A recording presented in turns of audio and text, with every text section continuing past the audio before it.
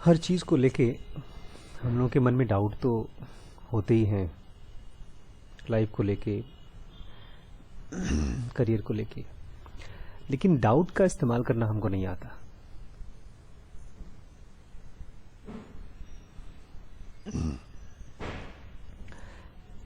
जब भी आप कुछ सुनते हैं, किसी से, किसी के मुंह से कुछ सुनते हैं, या जब आप किसी से कुछ कहते हैं, तो जब आप कोई शब्द सुनते हैं उसका एक मतलब आप समझते हैं, और उस मतलब को अगर एक बार समझ गए तो उसके बाद दोबारा कभी उसको खोजने का मन नहीं करता कि सचमुच में ये सही है कि कुछ और मतलब है इसका। बचपन में मैंने ज़ेन और योग दोनों शब्दों के बारे में बहुत पढ़ा और बहुत सुना भी है ओशो के मुंह से। लेकिन ज़ेन योगा नाम की जो किताब है, वो जब मैंने पढ़ा तब मुझे पहली बार एहसास हुआ कि ये कुछ ऐसी बात बता रही है जो ओशो नहीं बता रहे थे। कुछ नई चीज थी। नई चीज जानने की क्या जरूरत है? पुरानी से क्यों नहीं काम बन जाता? मैंने पहले ज़ेन और योग के बारे में पढ़ा है, तो मैं नया क्यों जानना चाहता हूं? इसको कहते हैं डाउट का इस्तेमाल। इसको हिंदी में कहते हैं विचार करना, किसी भी चीज को खोलकर और बारीकी से देखना। किसी ने मुझसे पूछा है अभी रिसेंटली कि सर अवेयर होना कितना मुश्किल है, देख पाना या सुनना, जिस तरह से कृष्णमूर्ति बोलते हैं उस तरह से कितना मुश्किल है। मुश्किल लगता है नहीं। मुश्किल इसलिए लगता है क्योंकि हमने इमेजिन कर रखा है कि देखना या सुनना कोई ऐसी चीज है जो मैं नहीं कर पा रहा हूं। तभी तो लेक्चर दे रहे हैं और हम सुन रहे हैं। अगर हम कर पाते तो हम किसी और की बात क्यों सुनते? सुनने और देखने के लिए कृष्णमूर्ति बोलते हैं कि आप देखेंगे तो सारी प्रॉब्लम्स, सारी मिजरीज खत्म हो जाएंगी। जब भी मैं कोई शब्द सुनता हूं, जब भी कोई किसी को मैं देखता हूं, जैसे मेरे घर में ही रिसेंटली ऐसी कुछ चीजें हुई, जैसे किसी ने किसी को डांटा, मेरे पिताजी ने, मम्मी ने, या शायद किसी ने किसी को डांटा, या किसी ने किसी को प्यार से कुछ कहा, तो क्या वो उतना ही मतलब होता है उसका? प्यार का मतलब प्यार ही होता है, या डांटने का मतलब कि वो सामने वाला उस आदमी को पसंद नहीं करता? कुछ ऐसी चीज है जो बुद्ध हैं या तो कृष्णमूर्ति हैं देख पा रहे थे और हम नहीं देख पा रहे हैं। और वो शब्द तो हम सुनते हैं, लेकिन जब मैंने भी देखा, जब क्लास चलती है, कोई नई बात चलती है, किसी नए आदमी की कहानी चल रही होती है, तो हम लोगों के कान खड़े हो जाते हैं। किसी नए शहर में जाते हैं तो हमारे कान खड़े हो जाते हैं। जैसे अभी कल फिल्म देखा तो आज ही उसके डांस को देखा तो कितना अच्छा लगा, हीरो के डांस को देखा तो डायलॉग्स फिल्म के बड़े अच्छे लगे। शिरीष को मैंने देखा, कल फिल्म देख रहे थे, वो डायलॉग उनको पसंद नहीं आ रहे थे। तो नई चीज क्यों हमारे कान खड़े कर देती है? इसको मैं कहता हूं अंडरस्टैंडिंग टू यूज डाउट। आपने कुछ सुना, आपको कुछ समझ में आया, लेकिन उससे आपका काम नहीं बना। मैंने आपको बताया, कृष्णमूर्ति ने बताया कि अगर आप अवेयर रहते हैं तो आपकी मिजरीज खत्म हो सकती हैं। मिजरीज दुख को बोलते हैं। आपने सुन लिया, लेकिन इससे आपकी प्रॉब्लम सॉल्व नहीं हुई। आप भी देखते हैं आसपास, लेकिन आपकी मिजरी सॉल्व नहीं हो रही है। तब क्वेश्चन आना चाहिए कि क्या मैं जो सुना, मैंने जो सर ने कहा, क्या मैं समझ पाया हूं उसको?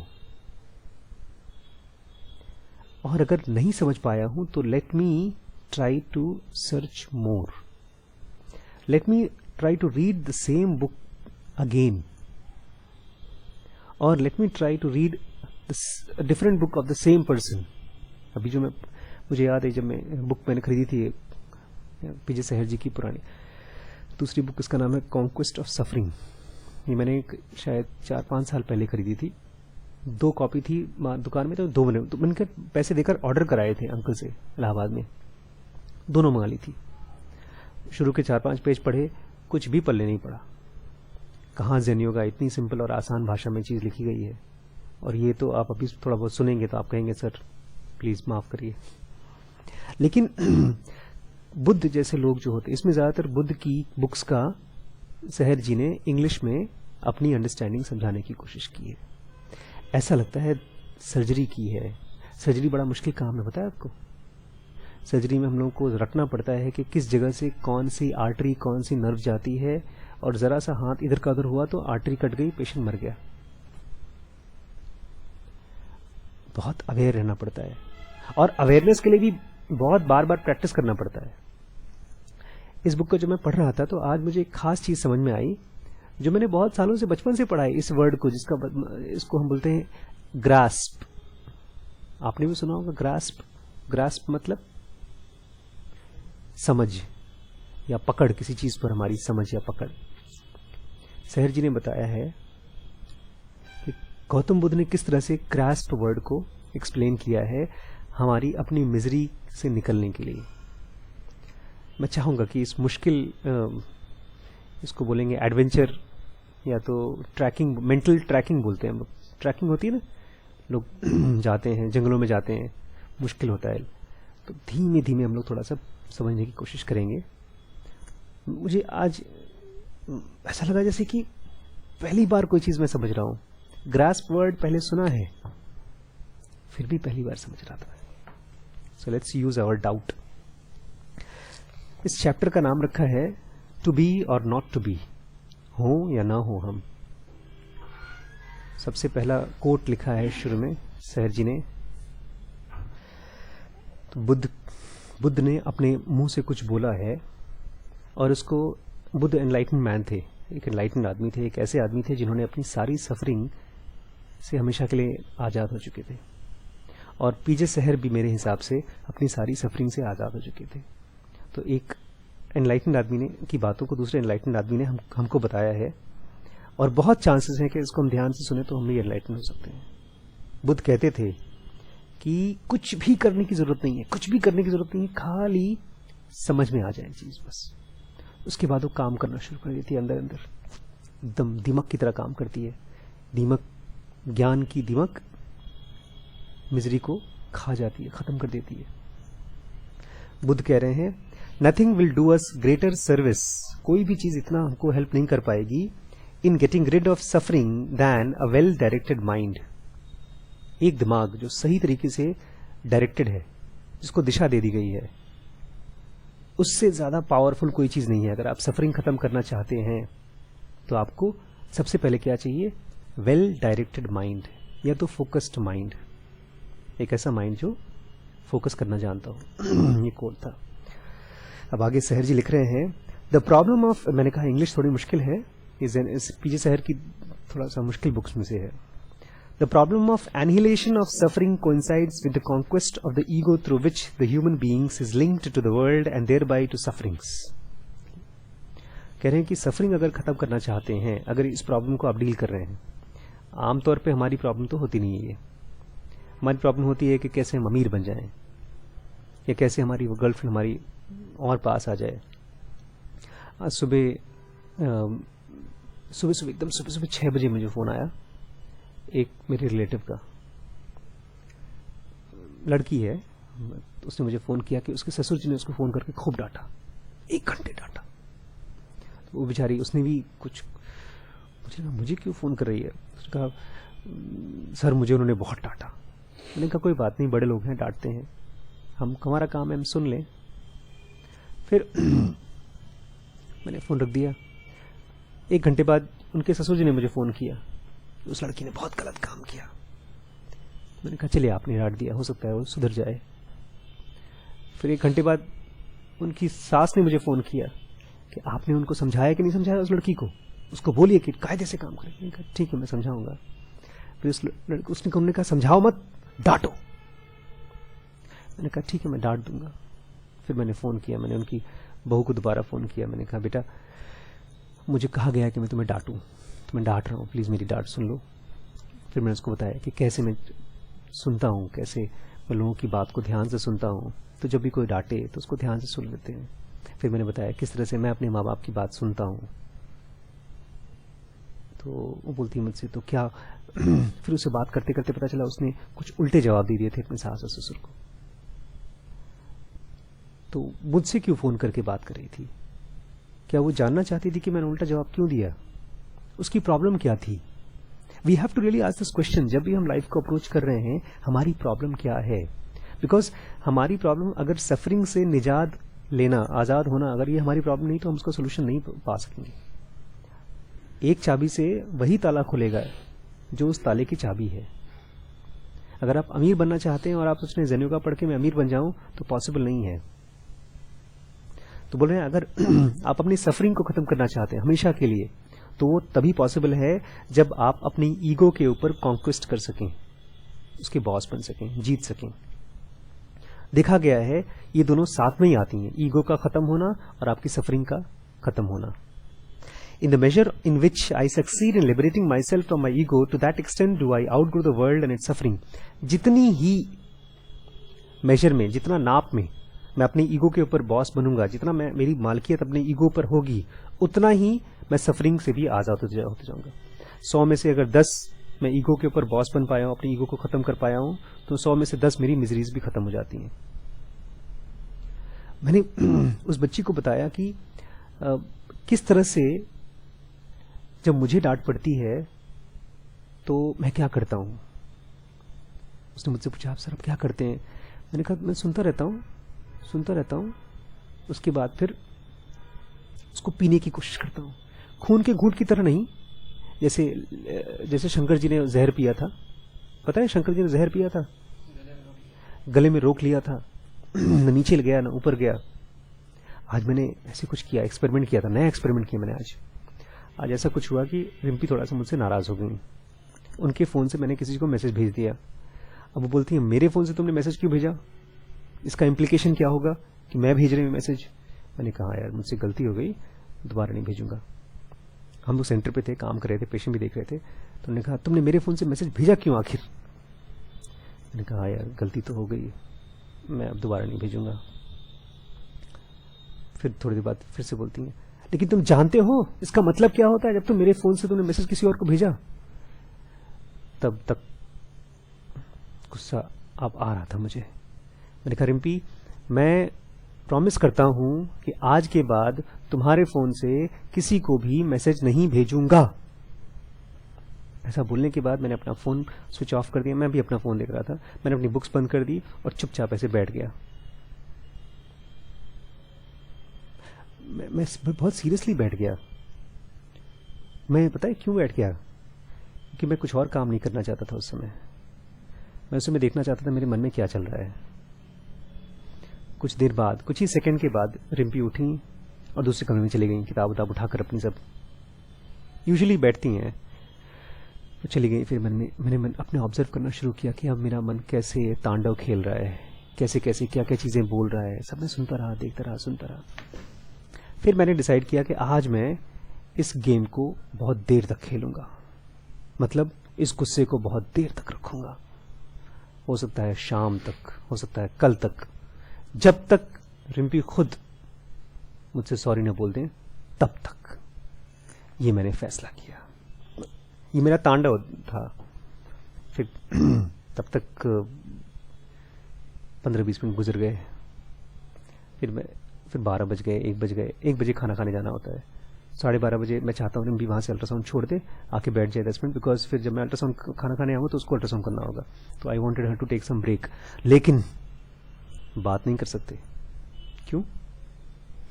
तांडव चल रहा है, अभी गुस्सा है, मेरा ईगो मेरे ऊपर हावी है। तो मैंने उसको बोला कि जाओ मैम को बोल दो कि आ जाए, बैठ जाए यहाँ पर। मैम नहीं आई, मैम का हाफ डे था आज, 1 बजे मैम जाने वाली थी। तो रिम्पी आई कि तुम्हें पता है मुझे पसंद नहीं है कोई मुझे डांटे तो। फिर मेरा वापस गुस्सा आ गया, थोड़ा सा गुस्सा कम हो गया था, तभी तो मैंने उनको बुलवाया। फिर मैंने कहा ठीक है रिम्पी, बोलती तुम चाहो तो तुम खाना खा के आ जाओ, मैं तब तक बैठी हूँ। उसके बाद मैंने कहा नहीं तुम जाओ। तकरीबन मैंने वैसे एक्टिंग की जैसे आज नई फिल्म में उसने किया ना, आपके हीरो ने, रणबीर कपूर, ए दिल है मुश्किल। रिम्पी तुम जाओ। वो चली आई। फिर मैं सोच रहा था फिर से कि आज मैं बिल्कुल नहीं मानूंगा। वापस आते समय मैंने एप्पल खरीदा, घर पहुंचा, फिर मैंने दरवाजा खोला, मैंने मुंह फुलाया नीचे झुकाकर। फिर रिम्पी ने को बोला देखो ये भी मुझसे नाराज है, जैसे तुम मुझसे नाराज हो वैसे ये भी नाराज है। श्रीश को भी थोड़ा डांटा वाटा था, उसको खाना वाना, वो कढ़ी नहीं खाता ना, तो उसको डांटा वाटा होगा कढ़ी खाने के लिए। मैंने कहा मैं तुम्हारी मम्मी से तभी मानूंगा जब वो मुझसे सॉरी बोलेंगी,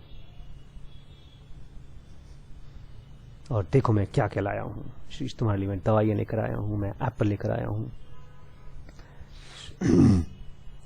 लेकिन मैं तांडव बहुत देर तक चल नहीं पाया यार, मुश्किल पड़ गई, लड़ाई नहीं कर, 15 मिनट बाद खत्म हो गया। 15 मिनट बाद हम अंदर गए, उनके लिए मैं 2 कुरियर लेकर आया था, उनके 2 कुर्ते आए थे, मैंने उनको दिया, वो उन्होंने देखा, उन्होंने कपड़े पहने और उन्होंने पहन के मुझे दिखाया वो दोनों कुर्ते। मैंने कहा तुम मुझे कुर्ते पहन के दिखा रही हो, इसका मतलब तुम मुझे सॉरी बोल रही हो और मैं तुम्हें माफ कर दूं? ये मैं आपको एग्जांपल दे रहा था कि जिस मात्रा में आपका ईगो पर आप बॉस होंगे, गुस्सा आना और एक डिसीजन लेना और उसको उस डिसीजन को बहुत देर तक रखना इज ईगो। सफरिंग भी उसी मात्रा में चलती है। मैंने देखा है, ऐसे लोगों को जानता हूं, मेरे साथ लोगों ने ऐसे चीजें की हैं, साल साल भर तक मुझसे बात नहीं की हैं गुस्से में। That is ego, that is also suffering. बोलते हैं जितना आप ईगो के ऊपर काबू पाएंगे उतनी ही मात्रा में आपकी सफरिंग के ऊपर भी विजय पाएंगे। Having wholly freed myself from the components of my personality, I regard it as something entirely alien to me and I see the world suffering in the same way. मेरी personality को जब मैं देख पाता हूं कि ये मैं नहीं हूं, मुझसे कोई ही अलग चीज है, एलियन है, तब मैं दुनिया को भी ऐसे देख पाता हूं कि वो भी मुझसे पूरी तरह से एलियन है। My personality, the world and the suffering have nothing to do with me. मेरी पर्सनालिटी मतलब जिसको मैं बड़ा शीशे के सामने देखता हूं तो मैं उसको पर्सनालिटी बोलता हूं, वो द वर्ल्ड, ये दुनिया, और उसकी दुनिया में जो सफरिंग है उसका मुझसे कोई लेना देना नहीं है। For I have withdrawn my self from them, क्योंकि मैंने अपने आप को उन सब से विदड्रॉ कर लिया है। विदड्रॉ जानते हैं? पैसा विदड्रॉ करते हैं बैंक से, निकाल लिया है वहां से। कैसे कर सकता है कोई? देखते हैं। I am still in the world, मैं इसी दुनिया में हूं, but I am no longer of the world, लेकिन मैं इस दुनिया का हिस्सा नहीं हूं। I have vanquished the world, मैंने इस दुनिया का त्याग कर दिया है। And unspotted by the world I remain, और इस दुनिया से बिल्कुल भी ये दुनिया मुझे छू नहीं पाती। येट, फिर भी, the man who has outgrown his ego, जिसने अपने ईगो से आउटग्रो कर चुका। ईगो बड़ी छोटी चीज है और जो लोग इसमें से निकल नहीं पाते वो परेशान ही रहते हैं। जिसने इस ईगो से बाहर निकल गया, has by no means solved the problem of annihilation of suffering, अभी भी उसने अपनी सफरिंग की प्रॉब्लम को सॉल्व नहीं किया है। सफरिंग की प्रॉब्लम को जुट करके काम करना पड़ता है, जैसे कोई आदमी एग्जाम्स की प्रॉब्लम को सॉल्व कर रहा हो या बीमारी की प्रॉब्लम को सॉल्व कर रहा हो, जुट कर करना पड़ता है। Were it merely a question of conquering the present ego, there would be no serious problem as ego dissolves in the death. अगर सफरिंग खत्म होना छोटी मोटी होती, ईगो के प्रॉब्लम से आप ईगो खत्म तो सफरिंग खत्म, अगर छोटी सी प्रॉब्लम होती तो डेथ के समय वो खत्म हो गया होता, बिकॉज डेथ के टाइम तो कोई ईगो होता ही नहीं है। आप मर जाते हैं तो आपकी कोई पर्सनालिटी नहीं होती, तो सफरिंग नहीं होनी चाहिए उसके बाद, लेकिन ऐसा होता नहीं है। The important need is to prevent the new formation of psyche in the moment of dissolution, since at the moment of death the psyche objectifies itself afresh. ये है थोड़ा सा ट्रिकी पार्ट। अंग्रेजी को इस्तेमाल किया गया है दिमाग के बारे में बताने के लिए। इसको अंग्रेज नहीं समझ पाएंगे, इसको हिंदी भी बोलने वाले भी नहीं समझ पाएंगे। इसको वही समझ पाएगा जो दिमाग के बारे में या मन के बारे में सीरियसली समझना चाहता है।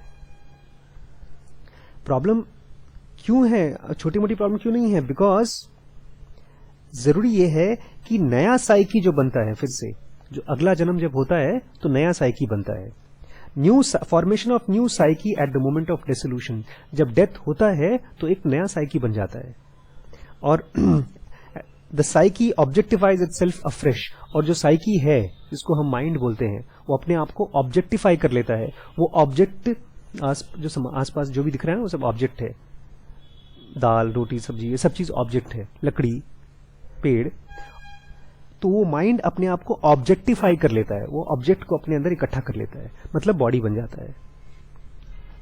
The Buddha described how this presented itself to him in the peak of insight as the first and second of the three great revolutions that arose within him on the night he reached Buddhahood. उस रात को, जिस दिन वो बुद्धाहुड पर पहुंचे थे, जिस दिन वो क्रिटिकल सर्टेन स्टेज क्रॉस किए थे, उस रात उनको ये चीज समझ में आई थी. क्या था वो समझ में आया, मतलब you could see. और देख कैसे सकते हैं आप, हम देख रहे हैं अभी, पढ़ना भी देखना है, पता है आपको, नहीं मालूम? आंख तो यूज हो ही रही है. विथ थॉट दस फिक्स्ड, जब आपका दिमाग फिक्स कर देंगे आप, क्लेंस्ड, साफ हो चुका रहेगा, पर्ज्ड, पर्ज समझते हैं क्या होता है? पर्ज मतलब योग में बहुत मुश्किल एक्सरसाइजेस भी हैं. आपको वो कराया जाता है, पर्जिंग, उल्टी कराई जाती है. पानी पीकर उल्टी करते हैं तो पेट की सफाई करते हैं. तो जब स्पर्ज हो जाता है आपका माइंड, स्टेनलेस, उसमें कोई दाग नहीं होता जब आपके माइंड में, clear of all dross, supple, serviceable, firm and unanswering, I turn my self mind towards the recollection and recognition of previous modes of existence. जब मेरा दिमाग पूरी तरह से साफ हो जाता है, साफ होने का मतलब क्या होता है? दिमाग साफ होने का मतलब क्या होता है? दिमाग साफ होने का मतलब यह है जब उसकी बीवी उसको डांटे तो उसको गुस्सा ना आए. दिमाग साफ होने का मतलब यह है कि जब BMW कोई देखे तो उसके मन में कोई भी रिपल ना हो. रिपल समझते हैं ना,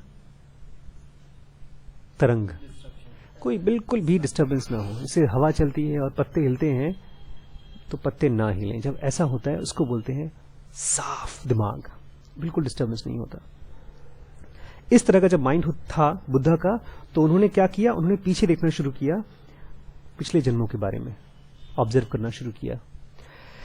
having referred to his previous lives, जब उन्होंने पुराने जन्मों को देखा बुद्ध ने, ही सेड, उन्होंने कहा, this was the first knowledge to which I attained, ignorance banished, knowledge gained, darkness dispelled, light won. उन्होंने देखा पीछे, उन्होंने देखा और कहा कि जो अज्ञान था, जो अंधेरा था, वो खत्म हो गया, लाइट जीत गई, ज्ञान जीत गया. देन उसके बाद उन्होंने क्या किया, he directed his thought towards perception of the disappearing and the reappearing beings. तब उन्होंने देखना शुरू किया कि लोग कैसे डिसअपियर होते हैं और रीअपियर होते हैं, लोग कैसे पैदा होते हैं और कैसे मरते हैं.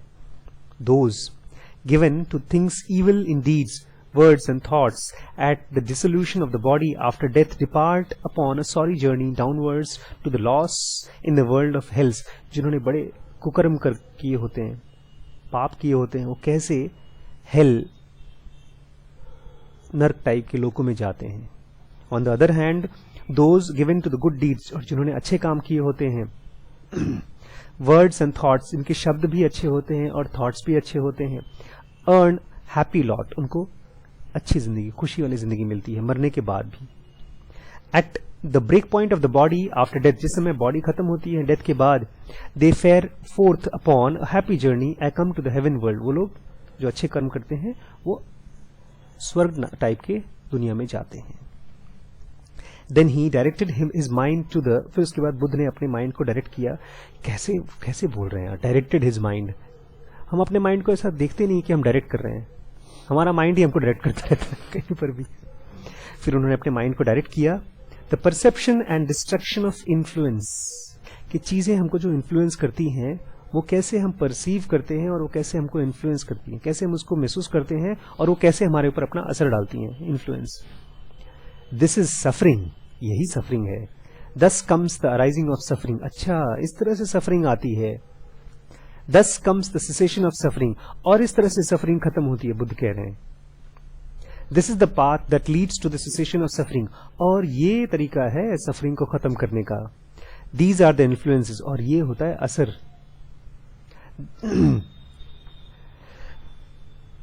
Thus perceiving my mind was released from the influences of ignorance, और जब इस तरह से मैंने चीजों को देखा तो मेरा मन, जो इन्फ्लुएंस, आसपास की चीजें जब मेरे ऊपर असर डालती हैं, उससे खाली हो गया.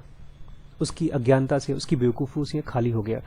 इसका मतलब उनके आसपास भी रहे होंगे, लड़कियां रही होंगी, महल रहे होंगे, अच्छा अच्छा खाना रहा होगा, बट उनके ऊपर असर नहीं डाल रहा होगा। आई एम डिलीवर्ड, मैं आज़ाद हो चुका हूँ। लाइफ इज लिव्ड आउट, मेरी जिंदगी जी जा चुकी है। द होली गोल अचीव्ड, सबसे इंपॉर्टेंट गोल है, पवित्र गोल, वो अचीव हो चुका है। Done all that was to be done, जो जो भी इस शरीर के साथ होना चाहिए था वो सब कुछ किया जा चुका है। No more is this world for me, अब ये दुनिया मेरे लिए नहीं है। उनके लिए नहीं है, हमारे लिए तो अभी भी है। अब सर्दियां आई हैं, नए नए कपड़े खरीदने हैं, नए नए जूते आने वाले हैं। The direct vision of Buddha saw the endless chain of his bygone personalities conditioned each time by the new births. पिछले ढेर सारे जन्मों की कहानियां उन्होंने देखना शुरू कर दिया। आपको याद है ये चीजें रमण महर्षि ने अपनी, कृष्णमूर्ति ने भी किया है। रमण महर्षि ने अपनी माँ के लिए हेल्प करके उनको कराया है। उनके जो बाईगॉन पर्सनालिटीज थी, जो पिछले जन्मों की पर्सनालिटीज थी, उसको उन्होंने देखा। Condition each time by the new, और हर जन्म में जो नए नए कंडीशनिंग के साथ आए थे। He also saw that all the creatures were ever and again conducted from the death to renewed birth in an incessant round. एक आपको ऐसी कहानी सुनाना चाहता था मैं। बचपन में अच्छी लगती थी, बार बार सुनते थे और बड़ी खुशी होती थी। इम्तिहान के टेंशन से दूरी हो जाती थी इससे। कहानी कुछ ऐसे है ब्रह्मा और कृष्ण के बारे में। ब्रह्मा को बेचारे को बड़ा बेवकूफ माना जाता है, कृष्ण को बड़ा इंटेलिजेंट माना जाता है। तो ब्रह्मा को जब लगा कि अरे ये तो ग्वाला है, कुछ कर नहीं पाएगा, तो किसी ने, उनका ईगो हो गया, तो आए नीचे पूछने के लिए तुम कौन। उन्होंने कहा, कैसी कहानी थी कि तुम ग्वाले हो। किसी ने बताया कि ये भगवान है, ईश्वर हैं, जो भी हैं। बोलते हैं ये ईश्वर नहीं है, मैं ब्रह्मा हूँ, मुझे नहीं मालूम पड़ेगा ईश्वर के बारे में। तब तक से वहां पर लेकर गए कृष्ण, उनको लेकर गए, और एक कहीं चींटियों का ढेर था। तो बोलते हैं चींटियों के ढेर को देख रहे हो? बोलते हैं क्या है ये? बोलते हैं ये ढेर सारे चींटियां हैं, ये असल में सारी की सारी कभी न कभी ब्रह्मा थी। ऐसा कुछ कहानी है। तो ईगो, जो ब्रह्मा का ईगो था कि मैं बहुत बड़ा देवता हूं, उन चींटियों को देख करके सारा हो गया। हम भी चींटियों को देखते होंगे तो हमको नहीं लगता होगा ना हम चींटियां हैं। हमको तो लगता होगा हम तो BMW वाली चींटी हैं। चींटी हैं तो हैं, लेकिन कम से कम ऐश से तो जी रहे हैं, रिस्पेक्टफुली जी रहे हैं। बट ये कह रहे हैं कि उन्होंने देखा कैसे लोग, ढेर सारे लोग बार बार पैदा होते रहते हैं, मरते रहते हैं, पैदा होते रहते हैं, मरते रहते हैं, चींटियों की तरह। This boundless circles of rebirth, ये जो बार जन्म लेते हैं, has he described as the circle of unending despair. ये सर्कल है अनएंडिंग डिस्पेयर, कोई कभी ना खत्म होने वाला दुख का। आपने कभी डिलीवरी देखी नहीं है, बच्चा जब पैदा होता है, हम तो उस पेन को तो कभी याद ही नहीं है हमारे दिमाग में। लेकिन पेन तो जब माँ को होता है तो बच्चे को भी होता है, पता है आपको? पेन माँ को तो खाली यूट्रस में होता है, बच्चे को तो पूरी बॉडी में होता है जब बच्चा माँ के पेट से निकलता है। और ऐसा एंडलेस पेन हमको बेर, प्लस उसके बाद चलो वो तो याद नहीं है, उसके बाद फिर बड़े होने का पेन, इम्तिहान का पेन, करियर का पेन, शादी का पेन, ढेर सारे pen. How this incessantly renowned objectification of the ego was to be brought to an end once and for all was for him the great question. Gautam Buddha के लिए महान क्वेश्चन, सबसे important. इसको इतना महान मानिए मत, ये लिखा है, बट गौतम बुद्ध के लिए वो महान क्वेश्चन क्या था कि किस तरह से ये जो ईगो है, जो बार बार पैदा होती है, वो अपने आप को ऑब्जेक्टिफाई कर लेती है, उसके शरीर का धारण करती है, वो कैसे हमेशा हमेशा के लिए खत्म हो सके। Its solution was given to him by the third wisdom of which he said, इसका सोल्यूशन भी इनको मिल गया था। उन्होंने बताया, Then I saw, खुद कह रहे हैं मैंने देखा, assured I am of deliverance। उन्होंने जब देखा सोल्यूशन मालूम पड़ गया तो बोलते हैं पक्का हो गया अब कि I am मुझे डिलीवरेंस मिल जाएगा। This is my final birth। तब उन्होंने कहा कि अब इसके बाद मेरा जन्म दोबारा नहीं होगा। Never more shall I return hither। अब इसके बाद मैं दोबारा कभी नहीं आऊंगा यहाँ पे। हम ऐसा नहीं कह सकते। क्यों? क्योंकि हमको तो अभी चाहिए ना, मरते मराते अभी मुझे दोबारा शादी करनी है, मेरे बच्चे की भी नौकरी लगी नहीं है, मेरे पड़ोस में BMW खरीदी गई, मेरे पास अभी तक आई नहीं है। The Texts are full of passages which again and again point to its escape from tormenting circles of rebirth as supreme goal of all effort. ये बार बार उस किताब में लिखा है कि हम सबका सुप्रीम गोल, गौतम बुद्ध का सुप्रीम गोल एक ही था, कैसे इस पेनफुल, टर्मोंटिंग, टॉर्चरस रीबर्थ से हम आजाद हो सकें. The saint who seeks peace bears his last body to the grave. वो संत कोई और आदमी नहीं, वो आदमी जो पीस चाहता है हमेशा हमेशा के लिए, वो इस शरीर को, इस दुनिया का आखिरी बॉडी बनाता है, दोबारा नहीं आना चाहता वो. एंड मोर पोएटिकली इसको और तरीके से कहा गया है, थ्रू काउंटलेस एजेस, इतने सालों में, I have been devoted to the body. मैं शरीर के लिए डिवोटेड था. जब भी आप खाना खाते हैं, खाना खाना चाहते हैं, कुछ स्वादिष्ट अच्छा कपड़ा पहनना चाहते हैं, तो आप शरीर के लिए डिवोटेड हैं. This is the last time, this is the last of them, और ये आखिरी बार है. दिस लिविंग कंजंक्शन, ये जो लिविंग कंजंक्शन है, एक ऐसा मोड जिसमें मैं अपने आप को जीवित महसूस कर रहा हूं. The round of birth and death, there is now no more coming to be of it. अब दोबारा मैं कभी इसमें नहीं आऊंगा. A man can only regard himself as finally freed from suffering when he reaches unshakable conviction that he is not only something entirely different from the components of the present personality and is therefore immune from its fate, but also that his present ego is the last to which he will be chained. आप तब तक आजाद नहीं हो सकते जब तक आपको लगता है कि आप खाली ये बॉडी है, बस. अगर आप ये बॉडी हैं, इतना बेचारा दुखी था वो आदमी, मैं उतना दुखी नहीं हूं. उसका जो कैरेक्टर है, मुझे लगता है किसी ने दुख झेला होगा उस पिक्चर में, ऐ दिल है मुश्किल, बहुत टॉर्चर फील की, और उसकी गर्लफ्रेंड भी टॉर्चरस फील कर रही है. बताओ, लड़की को प्यार किया, लड़की बोलती मैं तुमसे दोबारा शादी नहीं कर सकती, तुमसे मैं फ्रेंड रहूंगी, गर्लफ्रेंड नहीं बनूंगी. क्योंकि मैंने देखा है गर्लफ्रेंड बॉयफ्रेंड जब हो जाते हैं, मैं किसी और को बहुत प्यार करती हूँ. फिर गई लड़की अपने जिसको प्यार करती है उसको फिर दोबारा मिली, दोनों ने शादी किया. जब शादी कर रहे थे, हीरो आ गया उसका, रणवीर, क्या नाम है उसका, रवि कपूर.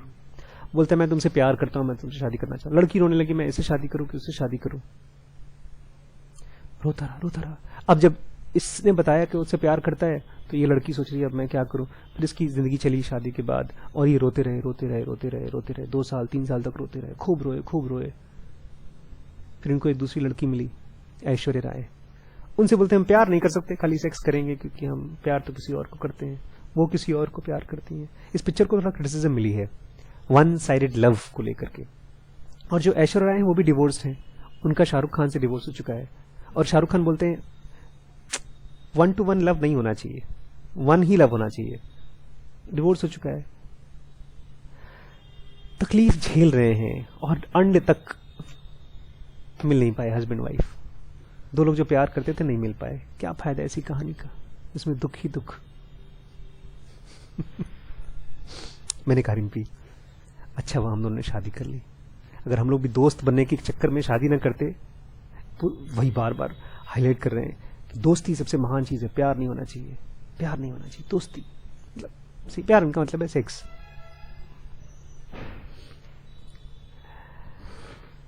अगर आपको लगता है कि आप केवल फिजिकल बॉडी हैं, तो आप मिजरी से आजाद नहीं हो पाएंगे, ये कह रहे हैं. क्योंकि इसका जो फेट है, इस बॉडी का फेट क्या है, फेट समझते हैं ना, इसके एंड में क्या मिलेगा इस बॉडी को, इस बॉडी का अल्टीमेट लास्ट में क्या होगा, डेथ. ऑब्वियसली एक पेनफुल डेथ होगी, और वो आपको होगी. उसके बारे में अभी हम नहीं सोच रहे हैं क्योंकि डर लगता है. In other words, that is coming of death is his last and the great gateway through which he escapes forever from the rounds of rebirth. बेचारे रणवीर कपूर को रीबर्थ फीबर्थ के चक्कर में कुछ नहीं था, उसको तो इसी जन्म में मुझे इसी लड़की से शादी करनी है. उसको तो लगता था बस यही एक बॉडी है, यही एक जन्म है. चाहे किताब पढ़ के, चाहे कहानियां सुन के, मुझे डाउट हो गया है कि ये एक जन्म का चक्कर नहीं है, बार बार होता रहता है, और मुझे इसमें से निकलना है. और मुझे ये भी डाउट हो गया है, मैंने कहा था ना आज हम क्या सीखेंगे, यूजिंग डाउट्स. मुझे ये भी डाउट हो गया है कि इस बॉडी के अलावा भी मैं कुछ हूं. अगर ऐसा डाउट आपको बहुत स्ट्रांगली हो जाता है, तब आप इस डेथ और बर्थ के चक्कर से आजाद हो सकते हैं. The Buddha explains the principal cause of incessant and successive reproduction of the individualities. किस लिए लोग पैदा होते हैं बार बार बार बार, कॉज क्या है. He points out the condition of this process in the famous formula of origination through dependence. इसका एक बड़ा मुश्किल वर्ड है उनकी भाषा में, पुरानी भाषा में उसको एज इट इज इटैलिक में लिखा गया है, पतिसा मुपदा. इसको इंग्लिश में ट्रांसलेट कर दिया इसलिए परेशान ना हो. डिपेंडेंस की वजह से चीजें बार बार पैदा होती हैं. हम लोग पैदा बार बार क्यों होते हैं? एक वर्ड है डिपेंडेंस, अभी हम समझेंगे इसको. The perfected one is alienated from the 5 groups out of which the complex called personality, which represents the world, is built up. Perfected one, the enlightened, Gautam, Nanak, ये जो आदमी होते हैं अपने आप को पर्सनालिटी से अलग कर चुके होते हैं. कौन सी पर्सनालिटी से? ऐसी पर्सनालिटी से जो इस बॉडी की वजह से बनती है. कैसे अलग करते हैं यार? He is cured of the delusion which they are in any ways an efflux of his essence, and he is cured so completely that even in contemplating them the thought of his I does not arise in him. वो पूरी तरह से cure हो चुका है इस बीमारी से, पर्सनालिटी की बीमारी से. इतना हो चुका है क्योर कि जब उसके बारे में सोचता भी है, अपनी बॉडी के बारे में सोचता भी है, तभी उसको ये बीमारी परेशान नहीं कर पाती. हमारी बीमारी हमको परेशान करती है क्योंकि हम तो है ही आई. हम तो शीशे में देखते हैं तो हमको लगता है हाय राम मेरे बाल उड़ रहे हैं. रिम्पी को लगता है टेंशन हो रही है आजकल, आशु तुम्हारे बाल उड़ रहे हैं कुछ करो. अगर आप बॉडी से अटैच्ड हैं तो आपको बाल खराब उड़ेंगे तो डर लगेगा, बिकॉज स्मार्टनेस चली जाएगी.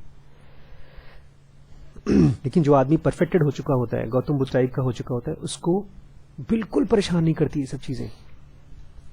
To him they are no more than processes which basically have nothing to do with him. उसके लिए तो केवल एक प्रोसेस है जिसका उससे कुछ लेन देन नहीं है. टीवी में जैसे फिल्म चलती रहती है तो आपको लगता है ना फिल्म चल रही है, ऐसे ही उसके लिए ये बॉडी एक फिल्म की तरह है जो कुछ हो रहा है उसमें और कुछ नहीं है. एट परसेप्चुअल लेवल, ऐसा नहीं कि खाली वो शब्द बोलता है, उसको अनुभव ही नहीं होता है वो pain. From the unmoving pole of his real essence, एक ऐसी जगह पर वो अपने आप को खड़ा पाता है जहां से बिल्कुल मूव नहीं करता वो. Which lies beyond them, he sees them as foreign elements arising incessantly from the realms of the unrecognisable और फ्रॉम द नो थिंगनेस. वो दुनिया को उस जगह से देखता है जहां पर कोई थिंग नहीं पहुंचती, नथिंगनेस है. कैसे होता है ये? द बुद्धा डिफाइंड पर्सनैलिटी, उन्होंने पर्सनैलिटी जो आदमी का होता है हम सबका, उसको डिफिनेशन दिया है बुद्ध ने. किस चीज से बनी है? Is made up of 5 groups of, अब अपना वर्ड आता है ग्रास्पिंग. हम लोग असल में आज एक वर्ड पढ़ रहे थे, अंग्रेजी का वर्ड ग्रास्प. क्या पढ़ रहे थे? ग्रास्प. उसको आपने सुना है कभी ग्रास्प का? बुद्धा बोल रहे हैं हमारी जो पर्सनैलिटी बनती है ग्रास्पिंग की वजह से बनती है. किसकी वजह से? ग्रास्पिंग. ये क्या है? The grasping group of corporal form. Corporal जानते हैं? कॉर्पोरल मतलब जो मरने वाला हो. कॉर्पस डेड, कॉर्पस मतलब होता है डेड. तो जो कॉर्पोरल फॉर्म है, जो हमारी बॉडी है, ये डेडेबल है, मरने वाली बॉडी है. तो grasping group of corporal forms, the grasping group of sensations, the grasping group of perception, the grasping group of activities of mind and the grasping group of cognition. ये 5 चीजों का ग्रुप है grasping. अभी हम समझेंगे grasping को, मुझे लगता है आप समझ जाएंगे आज, ये मेरी उम्मीद है और मुझे लगता भी है. इसमें हमारी बॉडी में चीजों को, एक तो फिजिकल बॉडी की grasping, सेंसेशन, जब कोई चीज टच कर रहे हैं, आप देख रहे हैं तो उसका ग्रास्पिंग, और परसेप्शन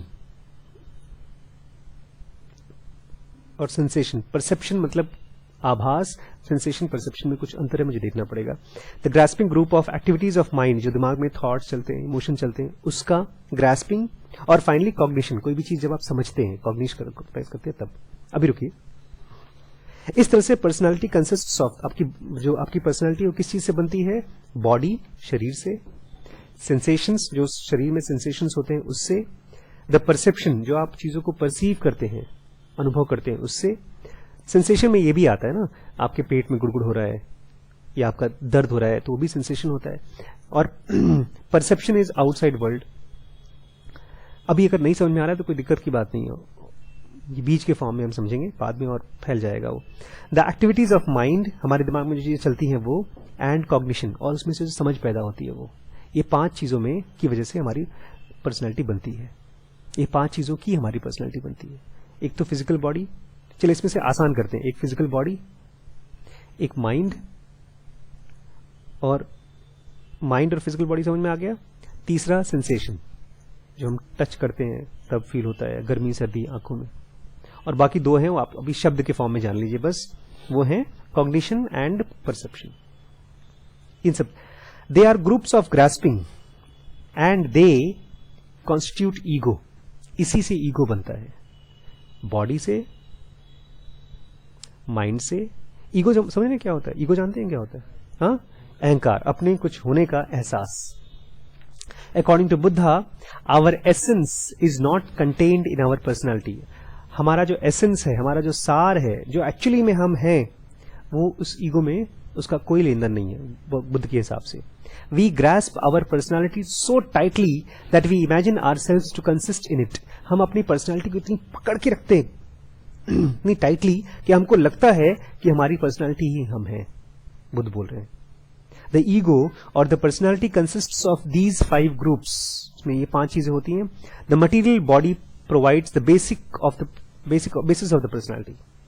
हम जब सोते हैं तो अपने आप को इसी शरीर की तरफ पाते हैं। तो सबसे बेसिक जो हमारी ईगो बनती है, पर्सनैलिटी बनती है, किससे बनती है? हमारी बॉडी से। It originates in the moment of conception from the chemical materials the Buddha sums up under the 4 chief elements. Physical body तो इन्हीं 4 चीजों से बनती है ना, अर्थ मिट्टी, वाटर, फायर, एयर। पानी, आग, गर्म है ना, गर्मी है ना, इसका मतलब बॉडी। अभी फूकिए देखिए तो हमारी बॉडी में आग है। आग मतलब टेम्परेचर। देखिए बॉडी में जितने भी केमिकल प्रोसेस होते हैं, हमारी हार्ट बीट कर रही है तो बॉडी का टेम्परेचर बाहर के टेम्परेचर से ज्यादा है। इसका टेम्परेचर ज्यादा है, इसका मतलब हमारी बॉडी में हीट प्रोड्यूस हो रहा है। वो हीट इतना नहीं है कि आपकी गैस की आग से ज्यादा हो, but there is heat production in the body.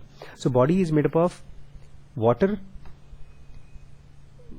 मिट्टी, सॉइल, अर्थ उसको बोलते हैं भाई, जो आप रोटी पोटी खाते हो क्या है? मिट्टी है। Fire and air, space. Space भी तो है, space. Formed by these elements it is through out life sustained bye them. और इन्हीं चीजों से वो सस्टेन करता है, चलता है। फायर, अर्थ, वाटर एक्सेट्रा से। ये body, this body endowed with 6 organs of sense, इसमें 6 सेंस के ऑर्गन्स होते हैं, is designated as the corporeal form. इसको बुद्ध ने नाम दिया था रूप। शरीर को बोलते थे रूप। आंख, नाक, ये सब सेंस ऑर्गन्स हैं।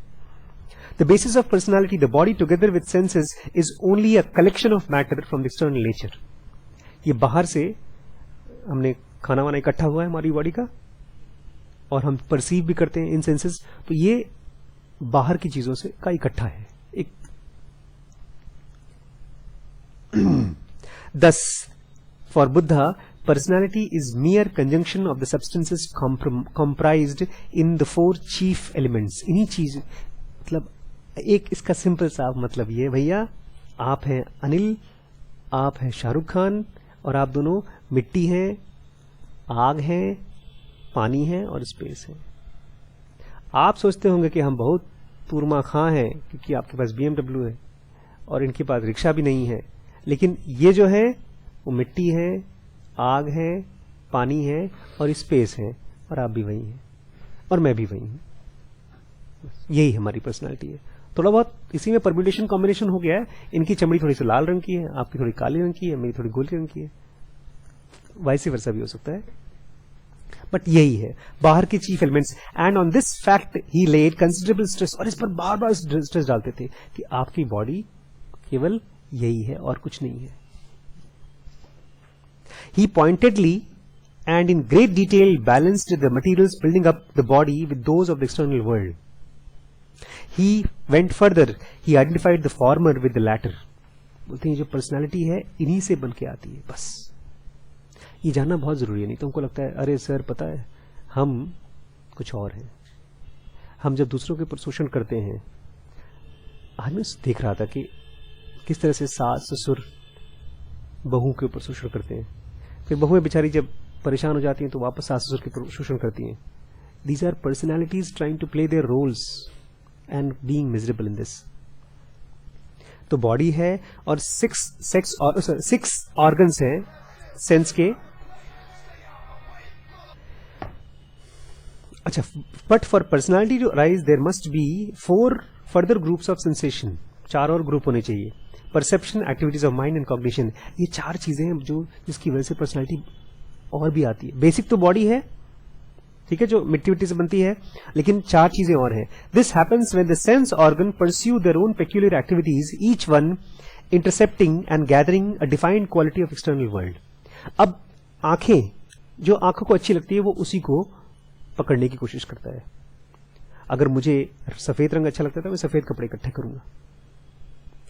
किसी को लाल तो लाल. किसी को, मेरे एक हमारा दोस्त है, वो बचपन से उसका सपना था कि मैं यूएसए जाके रहूंगा. बोल रहे हैं गंदी जगह हम नहीं जाएंगे, इंडिया गंदी जगह है. तो उसको आंखों में जो भाता है वही उसको परस्यू करता है. कान में जो हमको अच्छा लगता है वो परस्यू करते हैं. तो ये सेंस ऑर्गन्स हैं, वो अपनी अपनी फेवरेट चीजों को परस्यू करता है. दस आई गैदर्स फॉर्म्स. आंखें अपने हिसाब का फॉर्म गैदर करती हैं. Ears sound, the nose odour and so on. ठीक है. Having listed the 5 senses of sight, hearing, smell, taste and touch, Buddha said, do not these senses have central point patisarna, and does not something share in their domain on the sphere action? आगे बढ़ते हैं. The 5 senses have thinking as a central point. ये जो 5 आंखें ने दृश्य इकट्ठा कर लिया, कान में आवाजें इकट्ठी हो गई, स्किन में जो भी हम सेंसेशन फील कर रहे हैं, ये जाकर के एक सेंटर पॉइंट पे इकट्ठी होती हैं, उसको बोलते हैं थिंकिंग. जहां पर जुड़ करके कुछ बनता है उसको हम थिंकिंग बोलते हैं. It is from the interlocking of the sense organs and the object of that sense that content of consciousness arises. और यहां से हमारा जो कॉन्शियसनेस है, हमारी जो चेतना है, उसका कंटेंट बन के निकल आता है. यूट्यूब या गूगल जो हम लोग बनाते हैं, इसको कंटेंट बोलते हैं. अगर मैं ना बनाऊं तो कंटेंट नहीं होगा. सर्वर होगा, खाली स्पेस होगा, लेकिन कंटेंट नहीं होगा. तो आप सर्च करेंगे तो कुछ निकल के नहीं आएगा. ऐसे ही अगर आपके दिमाग में ये सब चीजें देख के ब्रेन में जाए ना, तो कंटेंट नहीं बनेगा. तो आपके कॉन्शियसनेस का जो कंटेंट है, इसी से बन के निकलता है. If the organ of vision exists intact but external forms do not come within its range and hence the proper interlocking is lacking, then corresponding parcel of consciousness does not arise. अगर आपने कभी चीजों को देखा नहीं, तो आंखें ठीक है, दिमाग भी ठीक है, लेकिन कुछ विजुअल परसेप्शन बनेगा ही नहीं. And if outward form do come within the reach of the organ of vision, but the appropriate interlocking fails to take place, then corresponding parcel of constitution does not arise. तो मुश्किल, अंग्रेजी मुश्किल है, लेकिन क्या फर्क पड़ता है, हम लोग अंग्रेजी थोड़ी सी डरेंगे नहीं. मान लीजिए बाहर से आप देख भी रहे हैं, लेकिन दिमाग में कुछ गड़बड़ी है, तो भी चीजें इकट्ठी नहीं होती हैं. इफ एग्जाम्पल के लिए, a man absent mindedly looks upon a scene. एक आदमी ऐसे ही बेहोश होकर देख रहा है कहीं. He will not see the form before him. वो देखेगा ही नहीं. क्लास में अक्सर होता है, सर पढ़ा रहे होते हैं, दिख रहा होता है शाहरुख खान, उसको दिखता ही नहीं. And no consciousness of them will arise with him. अरे सर ने पढ़ाया था क्या, ये चैप्टर पूरा हो गया, कब हुआ, पता ही नहीं. No consciousness of that arises with him. The fundamental insight consists in realizing that all cognition is directed outwards. Basic idea ये है कि हमारा जो भी cognition है, जो भी चीज हम आभास करना चाहते हैं, वो बाहर की तरफ directed है. Accordingly, the essential and its whole domain are unattainable. और इसलिए जो सबसे जरूरी चीज है दुनिया में, हमारी बॉडी में भी, वो हम कभी उसके बारे में सोचा ही नहीं, कभी अंदर जाने की कोशिश ही नहीं की. हम तो बाहर ही हर चीज को खोज रहे हैं. If this standpoint is grasped, अगर आपको ये चीज समझ में आ गई है, it is clear that the process which yield the total impression of personality in the world are conditioned each by the other. अगर आपको ये समझ में आ गया तो आपको समझ में आ जाएगा कि किस तरह से यही बॉडी और ये सेंसेस आपकी पर्सनालिटी को बनाते हैं. गौतम बुद्ध ने इसको ऐसा देखा होगा, जैसे माइक्रोस्कोप की तरह देखा होगा. One arises through the other. ये जो हमारी बॉडी है इससे सेंस निकल पर्सनैलिटी बनती है और पर्सनैलिटी से बॉडी बनती है। The formula of origination through the interdependence must be taken quite impersonally. इसको ये मत सोचिए कि हाय राम इतनी प्रॉब्लम है, नहीं, इसको आप समझिए कि इस बॉडी में से पर्सनैलिटी निकल के आती है और यही पर्सनैलिटी फिर बॉडी बनाती है। This is due to the fact that in the realm of cognizable a self is not to be found।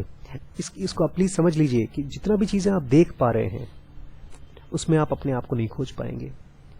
इस चीज को समझिए। This is due to the fact that in the realm of cognisable, जिन जिन चीजों को भी आप कॉग्नाइज कर सकते हैं, इस फोन में आप अपने आप सेल्फ को नहीं पा सकते, इस मकान में अपने सेल्फ को नहीं पा सकते। जहां पर भी आप कॉग्नाइज कर सकते हैं, महसूस कर सकते हैं किसी चीज को, आप अपने सेल्फ को नहीं खोज सकते। While the realm of the uncognizable precisely is such as such yields no idea at all। लेकिन हमको तो पता ही नहीं कि ऐसी कौन सी चीज है जिसको हम एहसास नहीं कर सकते, कॉग्नाइज नहीं कर सकते, फिर भी हम वो हैं। In fact, the formula of origination through interdependence shows nothing more than mere process running through their courses against the background of no thing।